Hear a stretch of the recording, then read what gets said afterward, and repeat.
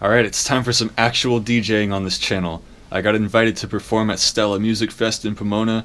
It's gonna be great. It's like my first DJ gig in over a year. See, I got my turntable, my mixer, the light box, some bags of cables and straps, the scrap top in its glory. It's all gonna fit. Of course, I could have asked someone to give me a ride there, but if you've been watching this channel long enough, you know it's part of my gimmick to not drive, so bikes. Alright, trailer's almost ready to go. The funny part about this trailer is, when I built it, I was not even considering putting DJ equipment on it, but it just so happens that the flight cases fit within the railings by ½ of an inch. That is what you call a cool incidence. And a bit of high-vis camouflage wouldn't hurt, so it doesn't look like I'm carrying hundreds of dollars of equipment. And spare tire. Alright, we're out here on Valley Boulevard, taking full advantage of Pomona's nice bike trail that they added a few years ago. Bike's holding up, trailer's holding up. I was a little bit paranoid at first because I haven't carried this much weight on this trailer in a while, and I thought the left wheel was cambering excessively, like angling, but it might have been an optical illusion. So far so good. About to turn this little light on. We're legal. So the route is basically a straight shot down this trail until it ends at Humane Way, and then negotiating the turn at Holt and Fairplex is a little bit of a challenge, but then turning onto Orange Grove, which will basically take us the whole way there. And Orange Grove got a bike lane, so happy face. And hopefully there isn't broken glass on this trail, because I saw some recently. Man, broken glass is not bike friendly. Broken glass aside, this trail is very nice and useful. And if what I hear is true, they're planning to extend it the entire length of Holt, which would be very nice. Here we're crossing under the 57 freeway, then dodging more broken glass.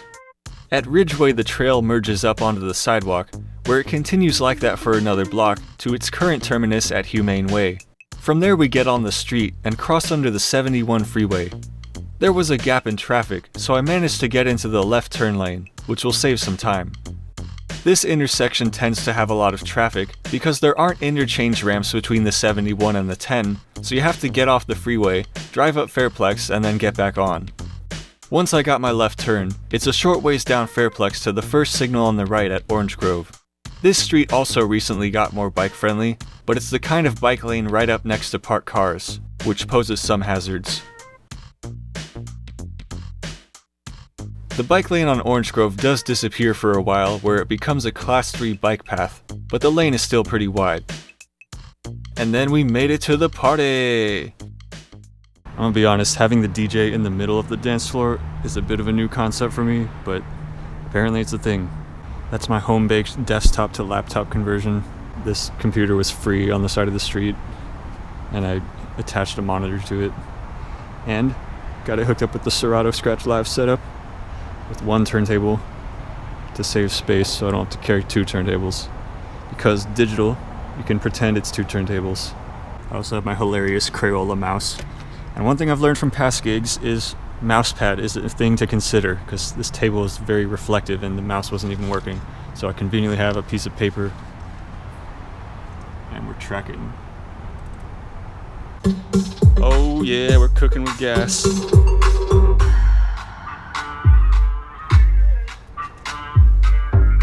Available on the YouTube audio whatever the heck library. It's my favorite one.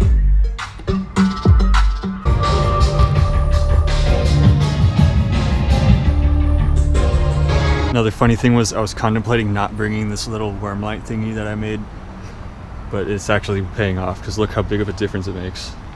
Like without it, with it, I can actually see the mixer. We got microphone, yeah. Tell them wait to order another round. All these car keys, try to chickens to my crib. Everybody high, nobody fighting in the club. About to have an intervention, so be sure to stick around.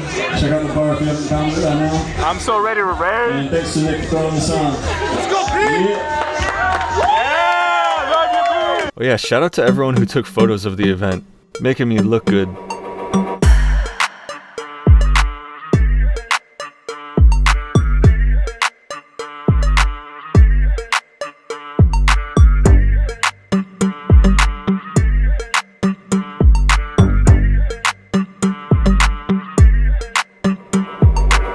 Wow, you can't see that.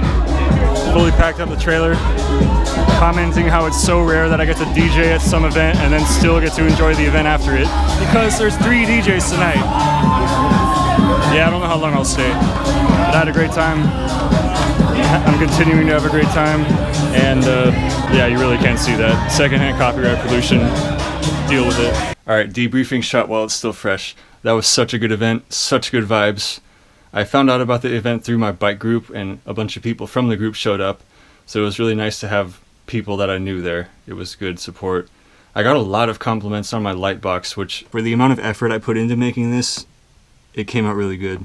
And you can see the video how I did that on my other channel, self-promotion alert.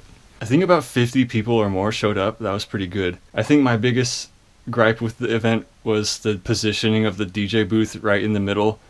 It was kind of confusing because, one, when I'm DJing, I'm already not paying attention to what's going on around me, but to have people in front of me, to the left of me, and behind me, it was kind of disorienting. But more importantly, the way the speakers were facing guaranteed the mic was going to feedback.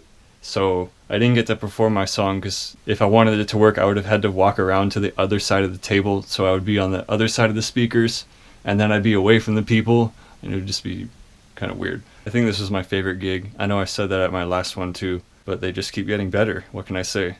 Yeah, practice and enjoy. What, you think I don't remember my roots as a YouTube DJ back in 2009? Give me a break. Practice and enjoy.